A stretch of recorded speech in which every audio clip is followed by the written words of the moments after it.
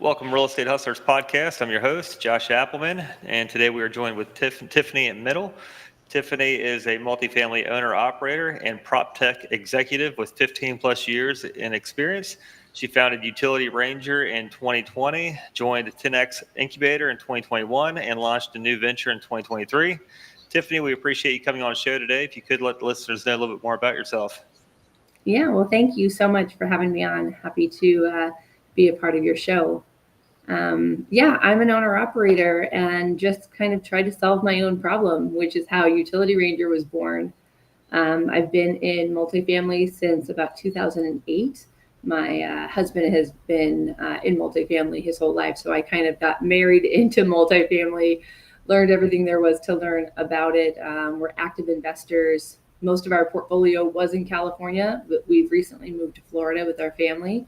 And so we've been transitioning through 1031 exchanges, bought 5 new properties in South Florida over the last year, and actively still investing. And now we kind of use Utility Ranger as our secret sauce, as our value add strategy to continue to buy, renovate, renovate the whole BRRRR strategy. But now we've included the rubs within that strategy. So are you on South Florida on the Miami side or the Naples side? Well, I'm on the Miami side, so I'm about 2 hours north of Miami, about 30 minutes north of Palm Beach.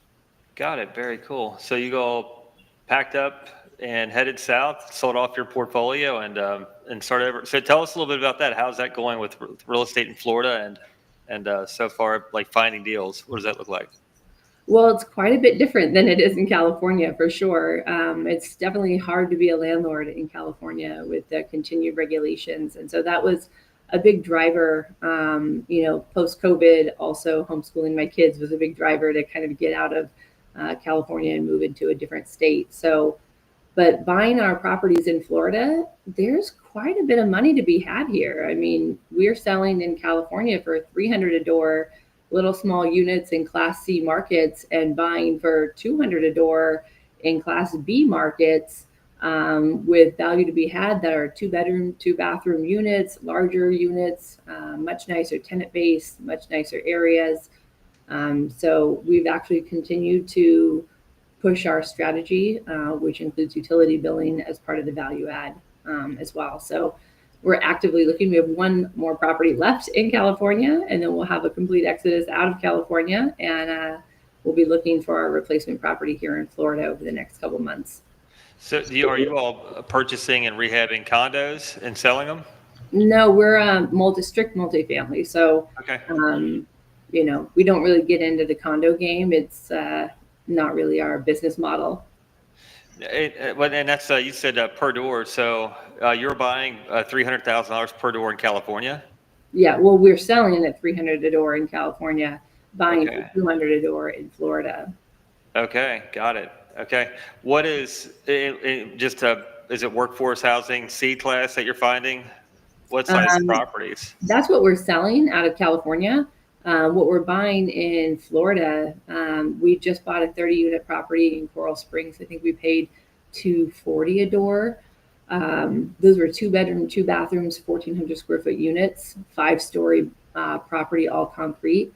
We had a 30-unit property we bought in Pompano Beach. We bought that in 2022. We've already refinanced that, pulled money out, used that money to buy another property, using our kind of business strategy. And we bought another 10-unit building with seller financing in Victoria Park, bought a couple other properties in Victoria Park. So we're actively in the Broward market, and there's a lot to be had. There's a lot for sale. Not everything is good. It definitely, you have to weed through it all and do your own financial analysis. Yeah. But it's definitely been a fun project, I would say, to get everything moved over.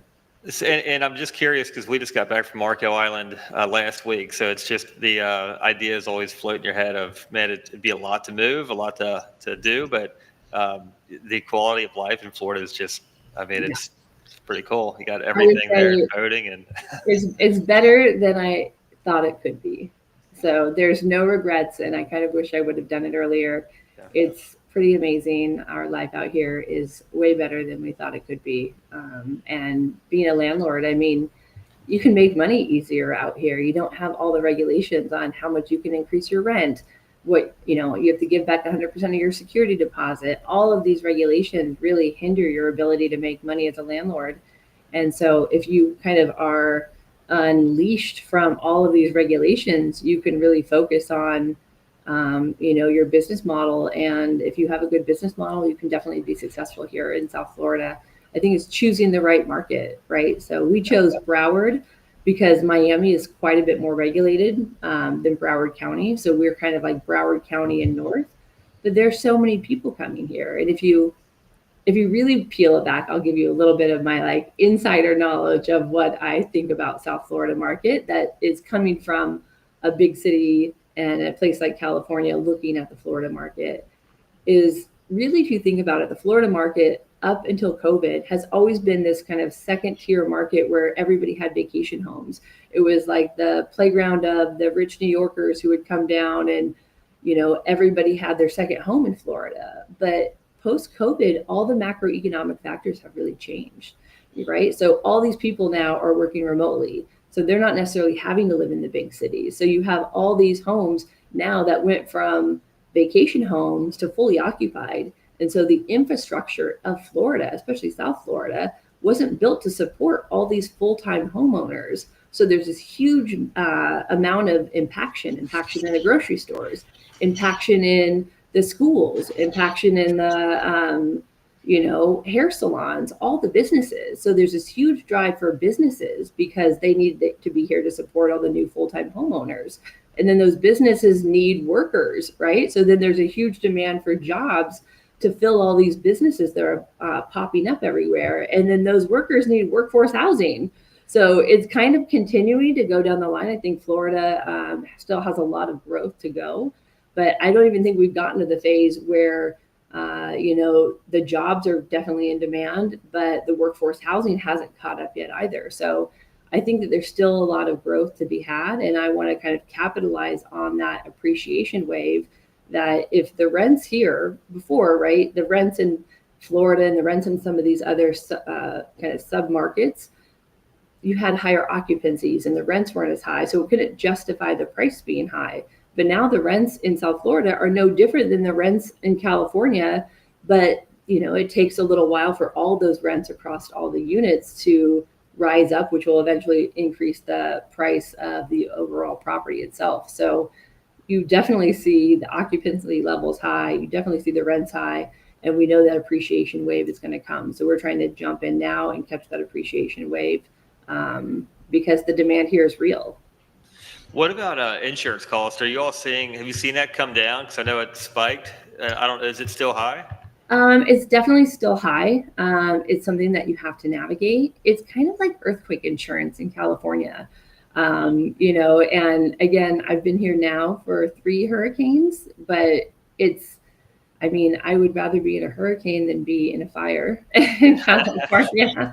Like at least it's coming, right? And everything here is built with concrete, so it's a little bit different. So we don't really we don't buy in flood prone areas. We definitely are picky when we're buying because we know that there's other issues with insurance, but the insurance is definitely a lot higher than it is in California. But then you also don't have the requirement for an on-site manager. So that brings down the cost substantially because in California, I think it's anything over 18 units requires an on-site manager. So that drives up your costs. That's a requirement in California. Wow. In San Diego, it's a requirement. I'm not sure if it's like that through the whole state, but anything over 18 units requires an on-site manager, and you have to pay that on-site manager, minimum wage at minimum plus a rent discount. It really adds up because you have that, you have employment insurance, you have all these other pieces that go along with that. So yes, you have higher insurance costs, but you can navigate that, depending on the lender that you go through. We bought a few of our properties with seller financing, which definitely gave us the opportunity to choose whether or not we wanted wind. And, it's kind of a property by property decision. Yeah. And I'm out of Cincinnati, Ohio, but just from what I hear about California and how it even operates, it's almost like totally unlivable and unrealistic to even think about doing business out there because of the cost. So it's just up so top heavy. I don't unless I'm missing it. I mean, you have to charge so much, but then again, you got like buying power. People can only pay you what uh, less than what they make, but it's like death by a million paper cuts. Yeah, exactly, exactly. And now you can't, raise your rent because it's statewide rent control now. So even if you have a tenant move out and you want to rehab the unit and bring that unit up to market rate, you can only bring it up to 10% more than your previous tenant was in there. So if you can't bring that up to market rate, why are you going to rehab the unit? You're basically encouraging this like slumlord environment.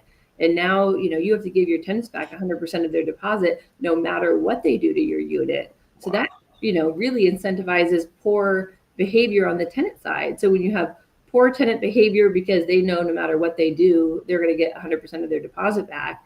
And then you have poor, behavior driven by incentives on the landlord side of it doesn't matter what you do to your unit, you can't raise your rent more than 10% from your last tenant.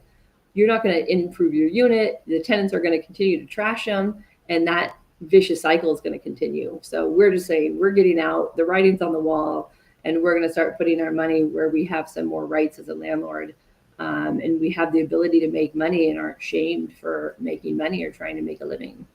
Yeah, so you're coming from the worst possible scenario for a landlord to Florida, where it's an open door and it's create good property, good experience, great homes for your guests, and you get any benefit. Yeah. Versus California, you're more or less penalized for trying to create a better atmosphere.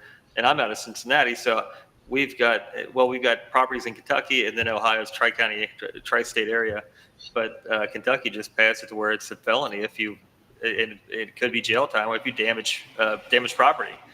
And those are the things where you have your checks and your balances. If you do this, then there might be that recourse on the end. So it kind of keeps everyone on a level playing field. But Where in California, you can't even do a background check to find out if there's criminal behavior in their background check now.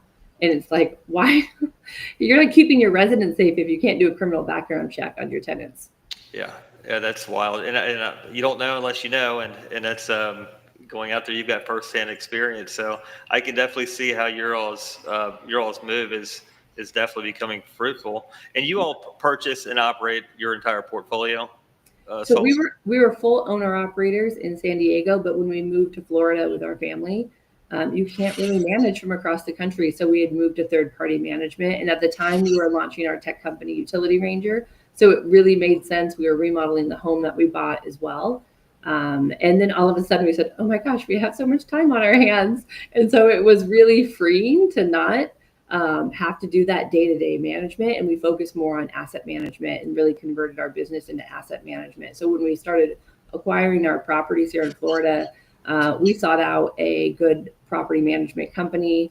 And we meet with them weekly and we focus more on asset management.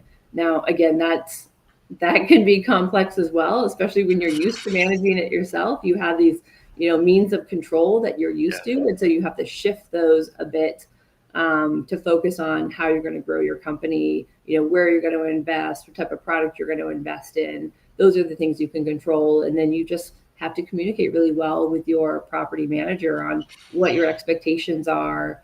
I remember right when we moved, our landlord in San Diego, they had replaced like 7 air conditioners. It was like 2 months after we left. We're like, why are you replacing 7 air conditioners? Like, we would have never made that decision. Yeah. We would have tried to go and see if they could be repaired, see if any filters needed to be changed.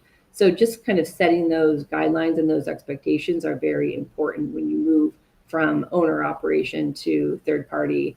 It's definitely not a cakewalk in the beginning, but it's definitely given us additional time that we can focus on growing our prop tech company. We can focus on growing our portfolio because now you're at the balcony view rather than in that day-to-day dance floor view where it's hard to really step back and work on growing your business. Yeah, and fully in the weeds. Yeah, exactly. What is your all's biggest property unit count in Florida? Our biggest property is 36 units. Okay, so you've got a property manager that is able to handle scattered site properties, which is it's tougher to find that kind of a manager that can do it with economies of scale. But I think once you find that, It's good. And then the contractors, labor pool, they bring all of those resources to you all as well. Yeah, so our property manager that we use down here, they have like 65 maintenance on staff. So they have a bunch of smaller properties all throughout Broward, Palm Beach County. Actually, two of the properties that we acquired, they were actually already the manager of the property.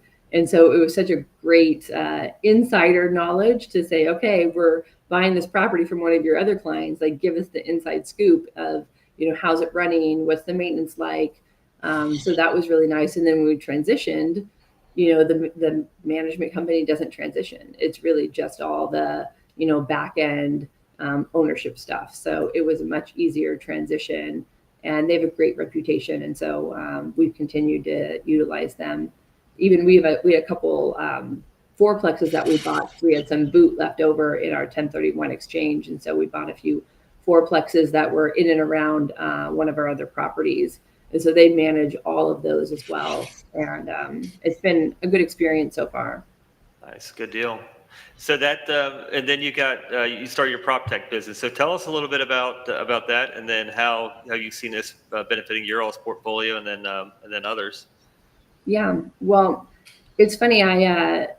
We were living in San Diego at the time, and I was in grad school helping my husband with his apartments. And I realized pretty quickly, like, apartment management is so hard. It's not really my cup of tea. If I was dealing with so many bed bugs and maintenance issues, I said, this is not really where I see myself in the day-to-day operations of the business. But I was, kind of a problem solver by nature. And so I had noticed that we were having a problem with our utilities. The rates were increasing. It was really starting to eat into our profits. But it's like the one phone call that you get from a tenant that really kind of changes your direction, right? It was a tenant who called to complain that she kept hearing running water from her neighbor when her neighbor was at work all day. And so we sent our on-site manager into the unit, and the on-site manager found out that the neighbor was leaving her shower on all day while she was at work. And she said, well, my dog has anxiety and I didn't want my dog to bark. So if I leave the shower on, my dog thinks I'm home. And then the dog doesn't upset any of the neighbors. And I'm like, oh my God, like, who does this? Like, buy a sound machine. This is back in like 2010. And so I had heard about this thing called RUBS, wasn't really familiar with it. My husband and I at the time had about 65 units in San Diego. And I called every RUBS provider out there, which for those of you your audience who doesn't know what that means, it stands for ratio utility billing. And I called them all and they said, I'm sorry, you're too small. We can't help you. And I was really irritated and said, okay, I don't like being turned down for business. So I told my husband, what was going on. And he gave me the idea, like, why don't you backdoor the service? And why don't you go get a job for one of these companies, figure out what they're doing, and then bring it back, and they'll have to take our properties on by default. And so that's what I did. I went to go work for one, grew that company from 100,000 to 20 million, got recruited out to work for another big one. Oh, wow. And kind of learned firsthand, really the secret behind utility billing. And that's what we found out, and that's what we utilize today. And so when we took on our first property, it was that 36 unit property. That following year, we got about 36,000 of additional utility reimbursement income. And so my husband's like, oh, all the tenants, we're going to have a flurry of move outs. They're going to be upset we're charging for water. And instead, we got a flurry of maintenance requests. Tenants who weren't telling you that their flapper or their toilet was running because of the flapper, or their sink was leaking because they don't want you in their unit to see their pet that they're hiding or their extra tenants that they're hiding. I've seen somebody hiding a grow house in their closet. Like, they don't want you in their unit, but those have ramifications at the property level. And so we had a flurry of maintenance requests. All of a sudden, is that slight modification of behavior. When you get a bill, tenants start turning off the sink and utilizing water differently. But that 36,000, the biggest secret behind it is that 36,000, when we went to go get our property refinanced.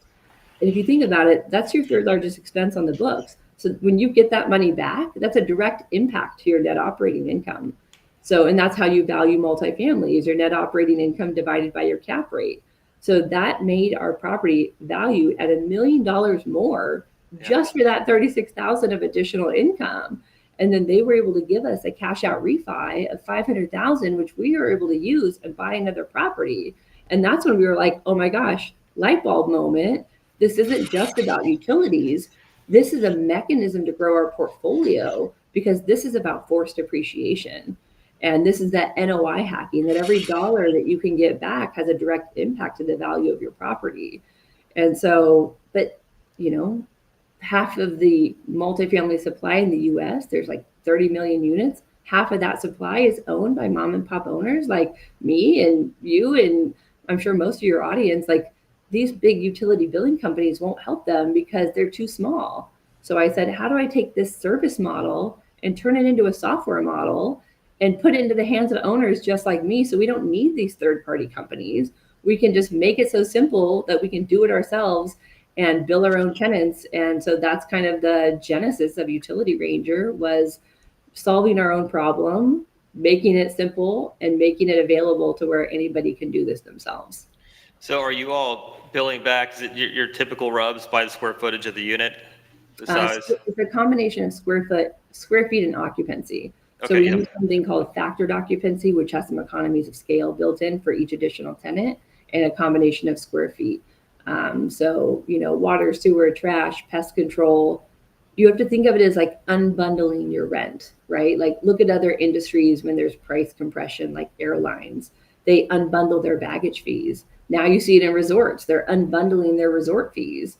Now, if you can just unbundle your rent, because you're so regulated on how much you can increase your rent, by unbundling it, now you can have all these additional charges that are variable expenses to you kind of removed from the rent. So now you can remain competitive with your rent, because that's the main driver of what's making people come to your property to move in. Oh, it is. I mean, that's your rent rate is the billboard, and you have to be competitive on that front, but you also have to cover costs on the back end. So Totally. we have a property service fee, a pest control fee, your utility fee, your water bill. I mean, you've got to break it down, because that's cash going out. For cash out, you need cash in. So it's if you can unbundle it, like you had alluded to, then that makes it, I guess, more edible for the tenant. They're able to comprehend it better, and they understand that there's costs, and they're using those services. So, how do you all get paid? Is that a percentage? So we definitely don't take a percentage. It's much simpler than that. We actually charge $3 per unit per month, and then that service fee is then given to the tenant as part of their admin fee. So essentially, our service is free for our landlords. But we also allow them, like, if you're a small landlord and you try to use a service, they may charge you $6 or $7 for utility billing, and they're going to charge that to the tenant. So we're essentially doing that same thing, but only for $3. But we actually allow you to charge that $6 or $7 that everyone else is charging, because you essentially become your own utility billing company. So you can charge the $6 or $7 and make a couple extra dollars per unit as additional revenue on top of the admin fee. So not only does our software essentially be free for the landlords, but you can actually become a revenue generation tool by adding a few dollars on top of the admin fee for additional revenue. That's interesting. That's good, because it's like pickles and cheese. It does truly add up, and those are just toppings on the burger. Okay, exactly. Very cool. And then the tenant has a portal that they can log into, and then they get an invoice sent to them through the mail. Actually, it's even more simple than that. We've kind of taken this entire model, because I was in utility billing for over 10 years. So I know all the inefficiencies that, arise in a typical service company. And so we've really streamlined the entire process. So everything is email based. So all the tenants get an email. And I'm sure you know this, tenants are so portaled out. They have so many portals to log into. It's mind-boggling. So there is no portal, and tenants actually don't know that Utility Ranger exists. So we're just a platform on the back end. The tenants get their bills, and then the bill actually turns right into the invoice. So they can click pay now on the bill, and that turns right into the invoice, and they can pay through their invoice. They can save their card details with a one-time passcode that tokenizes their payment. And so next time they get their invoice, they can pay with their saved card details, but there's no portal for them to log into. It streamlines the whole process. That payment goes directly into our client's bank account. So we don't touch any of that. All they have to do is pay for their subscription fee for licensing our software, and then that gets passed through to the tenant. So the whole process is very simple. That I would say property management is not known for being very tech savvy. And so we kind of took that into account when we designed it to make it as simple as possible that anyone could do this. How do we get that to show up on the rent roll? If we pull the rent roll, how do we get that additional, say the bank wants to see our rent roll for the property? Is that something we can? So it depends. So we have options to where you can actually have it go directly into the property management software system as well. And then on the pay invoice button, instead of the invoice go directly into a payment invoice, it can actually link directly back to your property management software. So you can either direct it to your bank, or you can choose to direct it to, let's say, Appfolio. If you're using Appfolio, they click the Pay Now button, and that goes directly to their Appfolio login, and then they can pay in through Appfolio as well. So it gives them a lot of options. So whether you use a property management software to collect payment, you can do that. Or if you need to collect payment and you don't have an option to collect payment, you can collect payment through our site as well. So we give those options because there's a variety of ways, and every property is just a little bit different. So what kind of lift have you seen for clients that are already charging RUBS, set fees though, not necessarily by the square footage or by the occupancy? What kind of lift would you see a client like that have? What's funny is a lot of smaller landlords tend to do this flat rate, and they do it more out of a necessity because the billing companies won't help them, but they can't continue to eat the cost. So they'll just figure out what the annual amount is, come up with a number and say, okay, you're going to spend $35 or $45 for a 1-bedroom and $65 for a 2-bedroom. But the hard part about that is it actually doesn't incentivize the resident in the way that you would think it would, right? Like, think to yourself, when you go to a hotel and your shirt's a little wrinkly, what do we all do? And maybe not everybody, but I do this. I put my shirt in the shower, I turn on the hot water, and I let it go because I want the wrinkles out of my shirt and I don't want to pull the ironing board out of the closet. So, but I do that because it comes with the cost of my hotel room, right? So our tenants think the same way. If they know no matter what they do, they're, if they're not paying for water, they're going to use water however they want, and they're going to do that same kind of behavior all the time. But the difference is if they think they're paying for water, so let's say I'm paying a flat rate of $35, I now think I'm paying for water. So instead of actually modifying my behavior to conserve more, I'm going to say, well, I'm paying for water no matter how much I use, so I'm going to darn well get my money's worth. And I'm actually going to use more water because I think I'm already paying for it. I know no matter how much I use, it's never going to go over that amount. So my water use behavior actually changes and goes the opposite way. So you have a couple versions of lift. One, if you change to a RUBS methodology with occupancy and square feet and use the actual bill, you're, from a regulatory standpoint, you're more safe because you're not overbilling or underbilling based on some annual figure.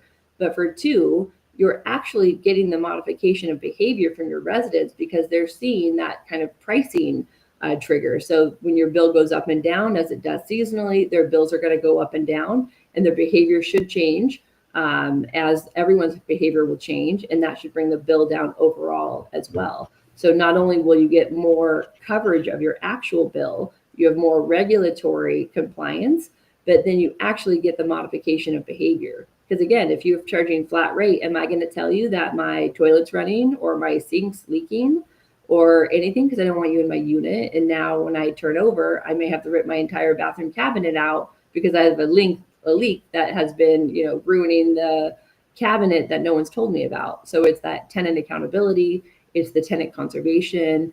So it's kind of all of these things combined. You get a lift by moving to a RUBS methodology over flat fee.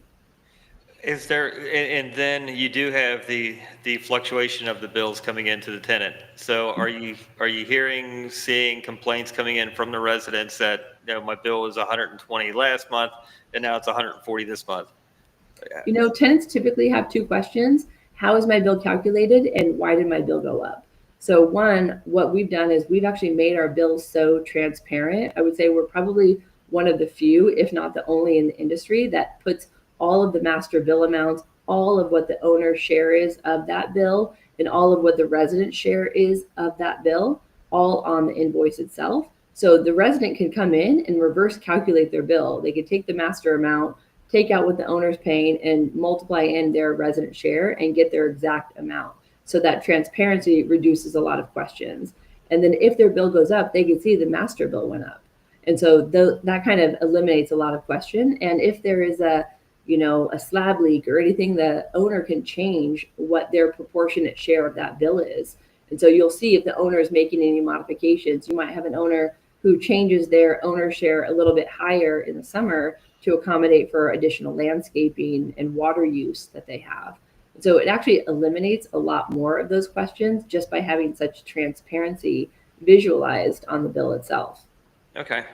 I just, you are taking away an expense, but I guess adding more phone calls, you'll get calls regardless, no matter what, you're going to get calls every month. Just, that's what people do. But it's being able to handle those calls and You'd refer actually back be to the bill. surprised. You'd be surprised on how few calls our clients get. They might get calls initially when the program gets started, Yeah. but it's actually because the bills are so transparent. I would say that's really what sets us apart from a lot of companies who are just putting the charges on the invoices. It's just a black box, right? So the tenants don't understand how that charge was calculated or where that number came from. So that it's going to generate more questions to the management company. But by giving them that transparency on the bill every single month, they can see that and compare it month over month. And so that really makes a big difference on the questions that come in. Yeah, no, I like it. I do. And like you said, I think it's probably a couple of years ago now, I'd reached out to a third party bill back company and we didn't have enough units. I don't think that'd be the case now, but now it's going back, and then you have to constantly re-engineer your cost.